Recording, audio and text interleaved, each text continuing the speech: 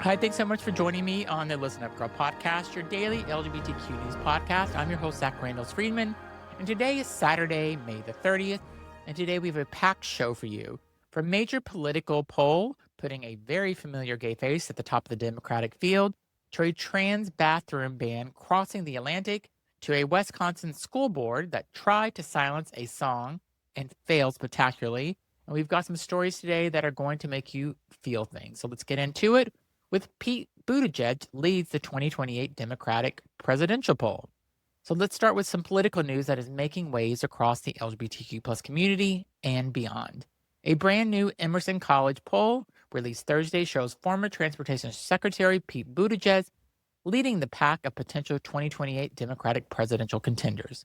The survey found Buttigieg at 18% support among likely Democratic primary voters, followed by California Governor Gavin Newsom at 16%. Representative AOC came in at 11%, with Pennsylvania Governor Josh Shapiro and former Vice President Kamala Harris coming in at 10%. Kentucky Governor Andy Beshear at 9%, and 18% are still undecided.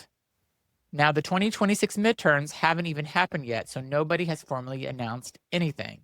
But Buttigieg has dropped a few hints that he's considering another run, 8 years after his 2020 campaign made him the first out LGBTQ person to win a state presidential primary.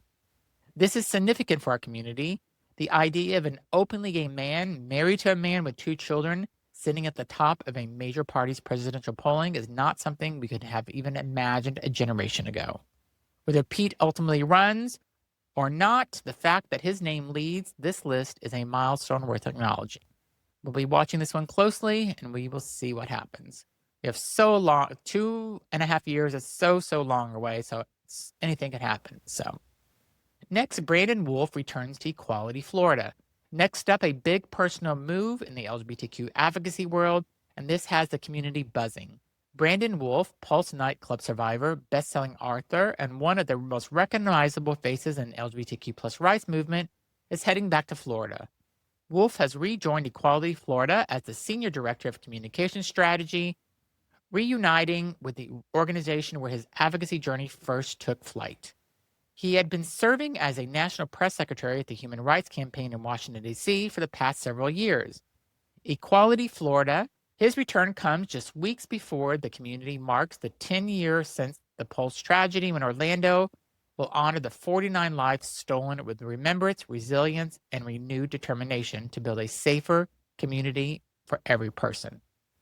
And Brandon himself couldn't be more fired up about this move. He told The Advocate it is the right time, describing his return to Florida as being on the front lines, at ground zero, in his home state, and he's bringing with him what he called the kryptonite to fascism and authoritism.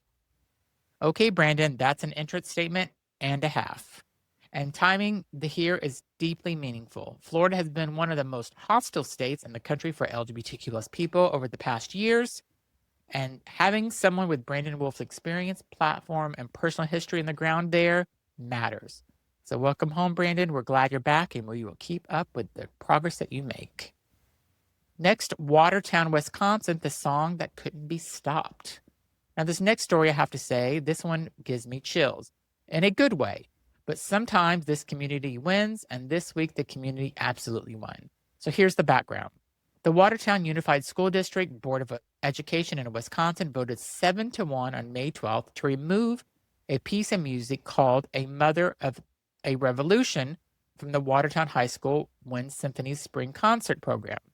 The piece was composed in 2019 by Omar Thomas and dedicated to transgender activist Marsha P. Johnson. And yes, it contains no lyrics, no words, no spoken content whatsoever. It is a purely instrumental work.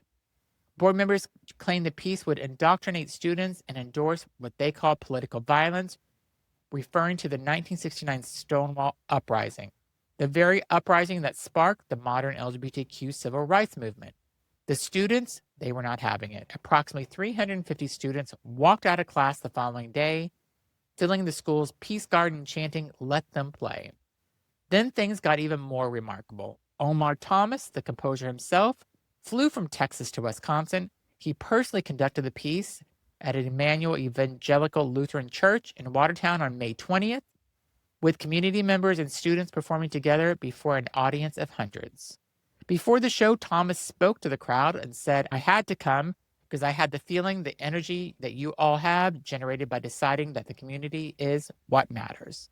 And the overflow crowd outside the church, people were pressing their ears against the building walls just to hear the music. So let that sit with you for a second. This story is more about a song. It's about who gets to be part of our history, whose stories get to be told, and whether fear wins.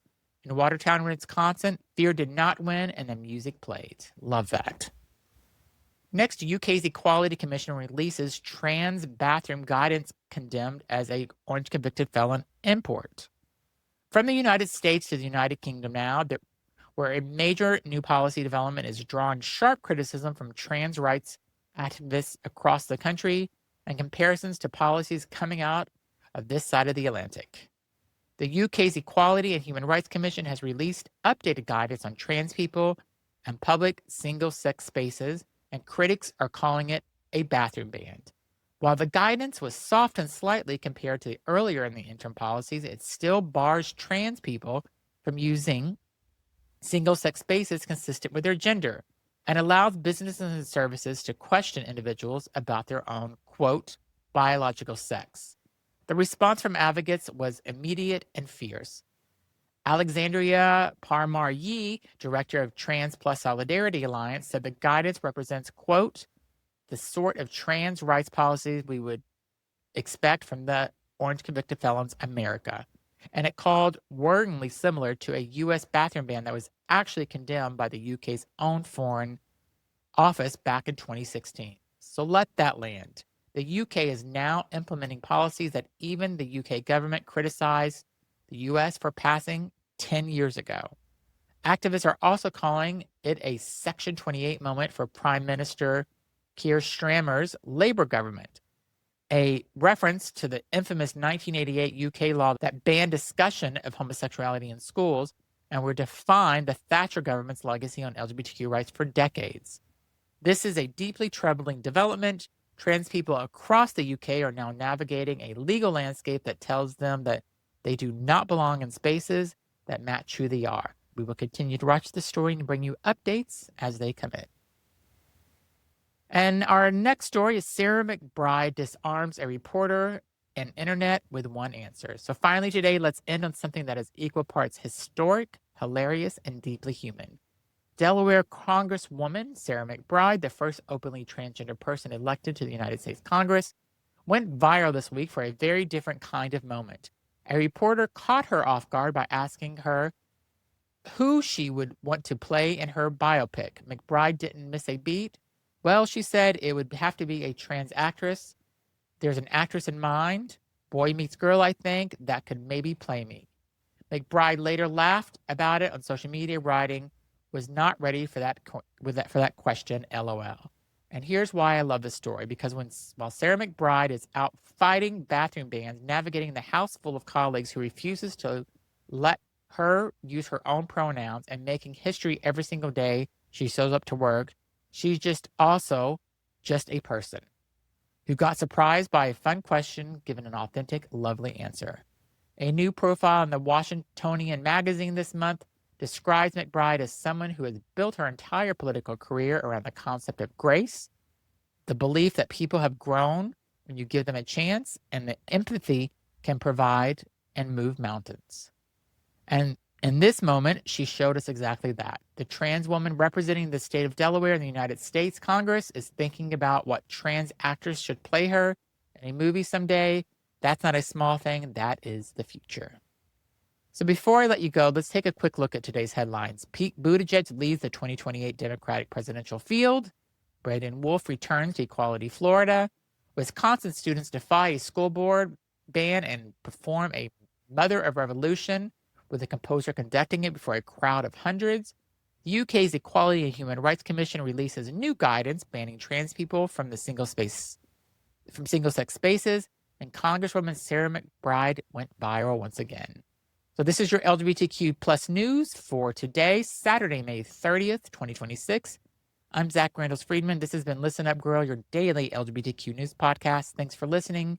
Be sure to subscribe, leave a comment, because when you leave a comment, more people will hear this news. And I'll be back tomorrow with more. Until then, stay informed, stay proud, and listen up.